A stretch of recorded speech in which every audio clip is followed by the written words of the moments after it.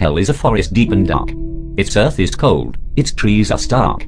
Among the shades dwells the hunter's face. Please send another in my place. My Uncle Teddy gave me a book of old world fairy tales when I was little. It was filled with stories full of blood and terror, far different than the modern versions you see today. But there was this poem at the end of the book that was different than the rest, and that was the thing that always stuck with me, always spooked me even when I got older. I thought of it again when I was sitting at my uncle's wake 3 weeks ago. Staring at strangers milling around the casket and funeral sprays, my eyes landed on a photo display that had been set up showing various pictures of my uncle from a little boy on up to his mid-50s when he died. It reminded me that I didn't really know him very well. He only visited a couple of times when I was 8 or 9, and while I know he called and checked in with my father periodically, my main sense of the man was a vague impression from stories of my father's childhood and that book of fairy tales. I suppressed a small shiver. Was that poem part of the book or written in? I couldn't remember now. And what kind of man was my? He is a wonderful man, isn't he, Dilly? I snapped out of my reverie to see 2 old women standing stoop-shouldered and solemn just a few feet away. They reminded me of a pair of wizened buzzards tucking into a good meal, except I supposed funeral-stalking old women fed more on despair than spoiled meat. Chiding myself for the unkind thought, I offered a weak smile as I saw they were looking at me. Oh yes, a truly singular man of truly singular talents, Millie, the other one offered, her eyes not leaving my face. Swallowing, I accepted they weren't going to just go away, and so I decided to engage them in the hopes of getting it over quickly. So you two knew my uncle well. Millie gave a low-throaty chuckle that spoke of cigarettes and bourbon earlier in life, if not now. Oh yes, fairly well. We've been clients of his for years. I felt a small flicker of interest at that. Clients. You know, I always wondered what my Uncle Teddy did. He always had a lot of money from what I heard, but I never knew from what. Can you tell me what kind of work he did? The 2 women exchanged a glance and then a giggle. It was a short, nasty sound like schoolgirls sharing the secret of the cat they had just lit on fire. I felt myself recoil slightly and was about to make an excuse and go when Dilly started speaking again. He is an artist, my dear. Painfully talented. The thing we use him for are our memoriam dolls.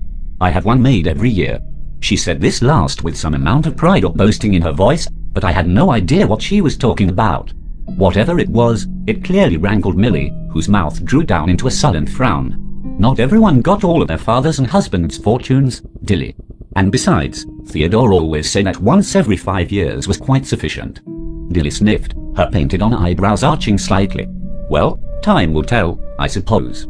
I prefer to have the least amount of time in the woods as possible. I froze. The woods. What woods? Dilly looked at Millie again before giving me a sly smile.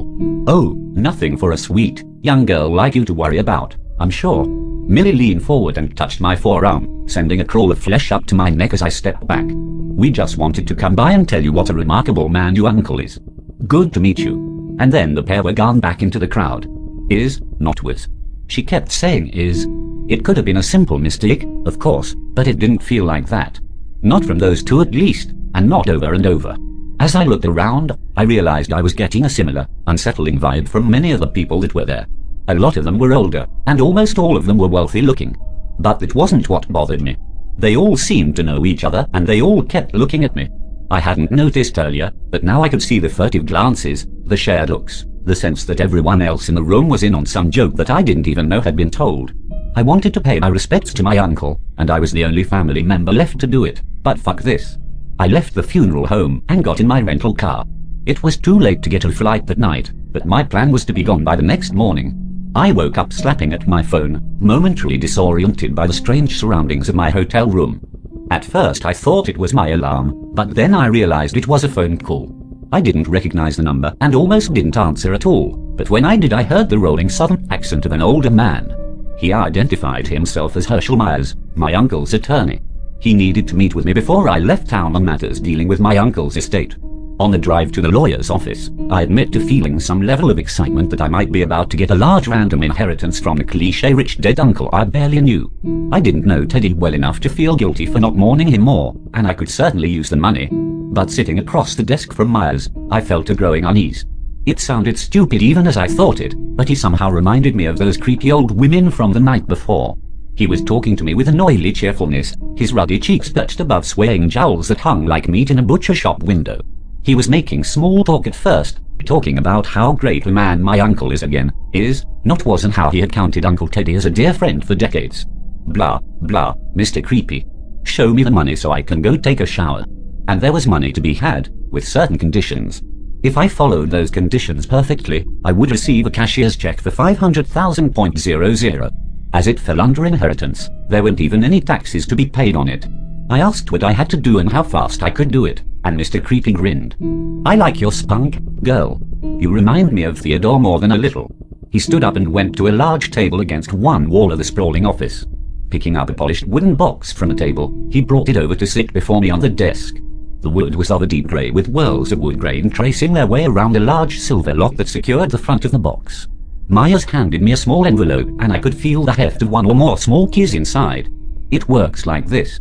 Inside this envelope is a key to this box, a key to your uncle's home and instructions. You go to his home tonight and follow those instructions at precisely 9 p.m. not before or after. If you do that, tomorrow morning you will come back here and receive your check for 500,000.00. How does that sound? I smiled, my hand greasy on the envelope. That sounds just fine. Hello, Cora. You don't know me well, but my hope is that you will indulge me in this thing I ask, as you are the only one I can ask. I understand you'll find this all very strange, but please do it as precisely as you can. Tonight, go to my house.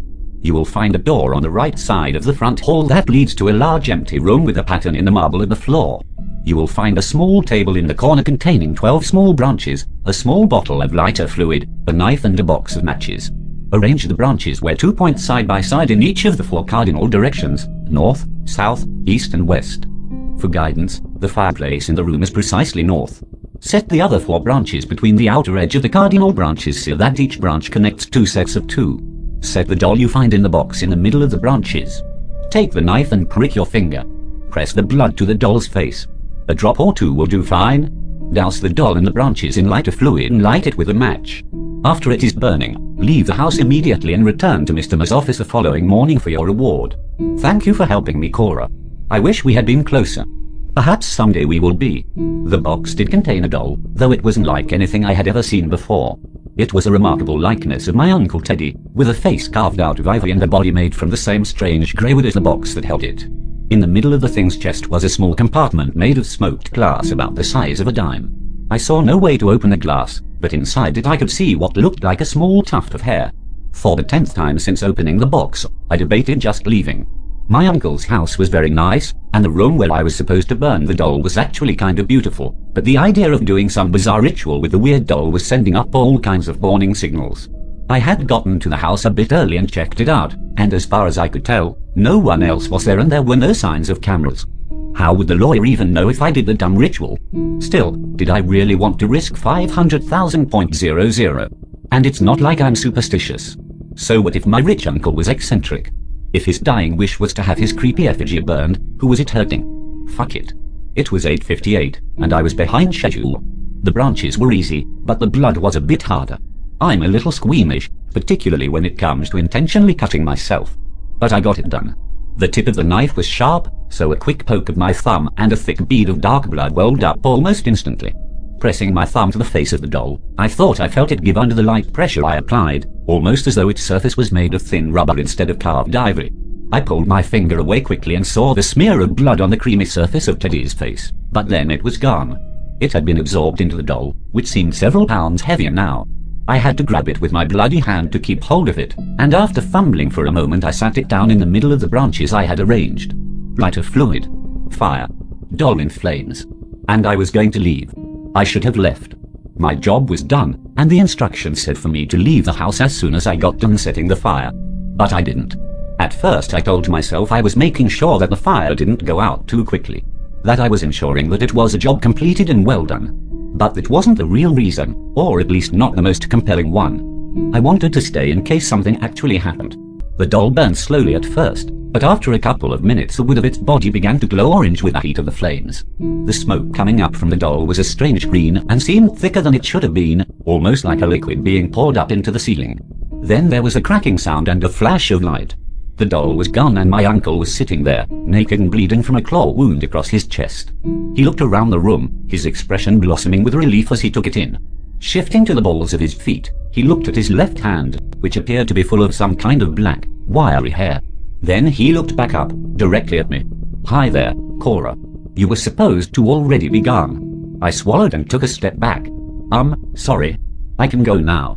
He shook his head as he stood up, his expression hard and his eyes unreadable. I don't think so. It's too late for that. We need to talk.